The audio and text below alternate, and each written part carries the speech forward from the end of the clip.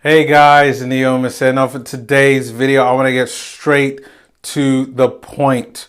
On the day before the transfer window ends here in January, Emile Hojbjerg, and to say his full name, Pierre-Emile Hojbjerg, Southampton midfielder, been linked to Arsenal. For me, definitely came as a bit of a surprise. I thought another Southampton player.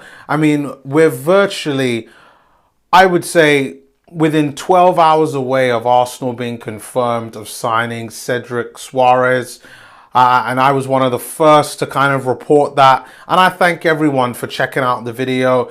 But today, earlier on midday, it broke that Pierre-Emile Hojbjerg is a target for Arsenal. Immediately, I thought, why? But then I started doing some research into Hojbjerg, who he is, his background, position that he plays, his main position, several positions, which different clubs that he's played for. And again, I have some interesting facts. Because you know what? The facts always tell a really good objective view. And that's what I like when I kind of do these videos. So Hojbjerg, 24 years old right now. He's currently valued, and this is on Transfer Market, he's valued at 13.5 million, which means that's probably going to take a bid of at least 26, 27 mil. And the talk is that in order for Arsenal to get him, it's going to take around 30 to 35 mil to get him from Southampton.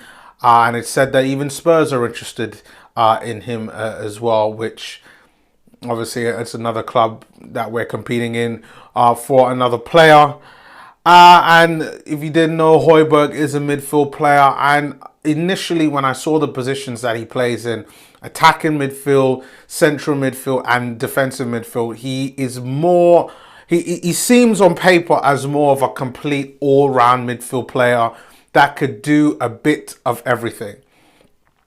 And then also, this isn't the first time I've heard, stories about Hojbjerg, because I was watching, and if you haven't checked out their channel, Tifo Football, they do like sensible transfers, and he was one that they also looked at as well as being a potential transfer for Arsenal, and being a sensible transfer for Arsenal. So to find out that a couple of weeks later we're rooming with him, I think, they got it spot on. But I do have to say, when you look at some of the stats that he's given previous seasons and this season, and more particularly this season, more so than anything else, he doesn't look like a complete midfield player. And the reason why I say that is, yeah, his main position is central midfield. He could play as a DM, could play as an attacking midfield player, but this is a guy who hasn't scored a goal this season. Like, none. No goals. No goals, and that's in all competitions. And this is a Premier League player. He's played 27 games so far. So he's played a lot of games. I think that's probably all of the games, or at least, sorry, he's played 23 in the Premier League, 3 in the Cup and 1 in the FA Cup. So overall, he's played a substantial amount of games this season. I expect some goals. I really do. I expect goals. And he's got 1 assist. So whoop-de-doo. But maybe that's part of the reason how Southampton play him. I mean, if the Southampton are mainly playing him as like a defensive midfielder, then that explains a lot. Because he's not getting further up in the pitch to give him the opportunities to score goals. But one thing that I will say is that in the video that Tifo Football did do, they kind of characterize him as being a player that isn't that great on the ball. And that's probably another reason why he doesn't get a lot more assists and there are a lot more goals. So he's probably a good, solid midfield player who gets around the pitch really, really well in terms of speed and strength, and is probably capable of doing a lot of things, which you could tell this is probably a signing that I said from Arteta to say, this is the profile of player that I want. And this is just looking at the stats, you know, and my analysis of it. I mean, you guys might have something and feel something different about it, but that was just my analysis of it. You know, he doesn't seem like the type of player that is going to be getting us up off of our seats as fans. He's somebody that is going to be a bit of a workhorse. And based on what I've read here, that looks like to be the case. Now, if he could do more and if Arteta could get more out of him, great. Great. I mean, and to be honest, I don't watch a lot of Southampton games unless it's Arsenal versus Southampton.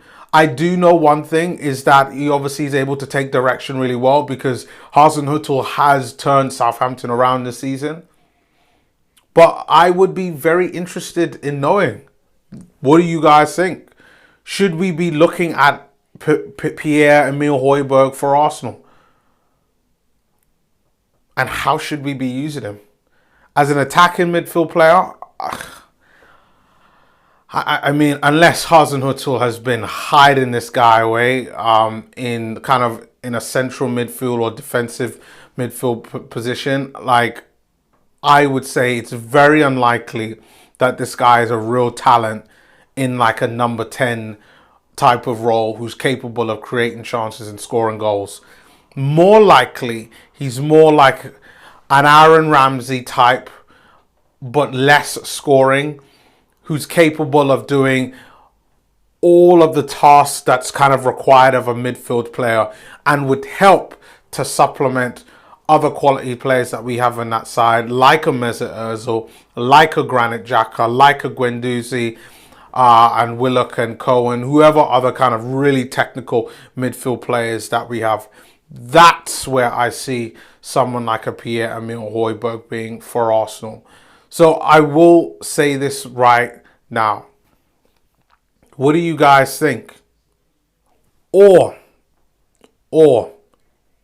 here's something else that no one really wants to talk about.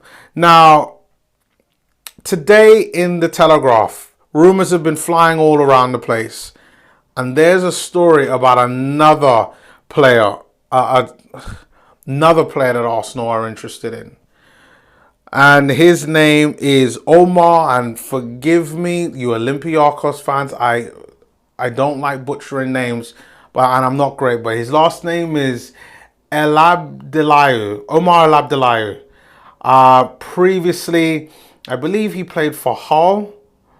He was at Hull for a little while back in 2016.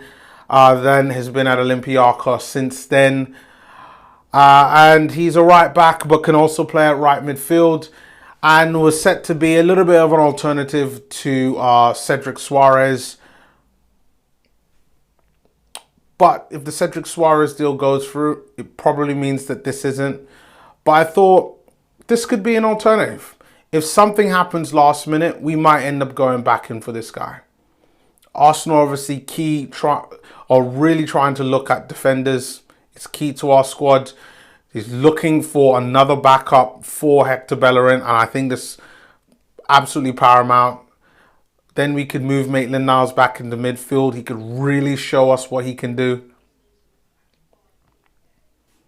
And I think it'll bring a better balance to the squad.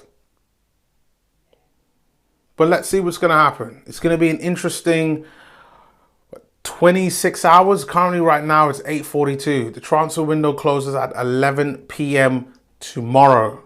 Like where it's all done. I'm excited but yet nervous. I do want Arsenal to get these signings over the line. We need Pablo Mari's done. I'll be talking about more on him tomorrow once all the signings are confirmed. Hopefully Cedric Suarez will get done. If not him, then Omar Abdellaoui. And maybe, just maybe, Pierre-Emile Hojbjerg might get done this window. And if not, who knows?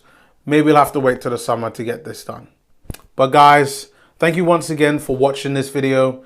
Please continue to comment, like and subscribe like you've been doing all month long. And I really appreciate the support you guys have been going with the channel. But please hit the like. It really does help the channel out. And I will see you all next time. Peace.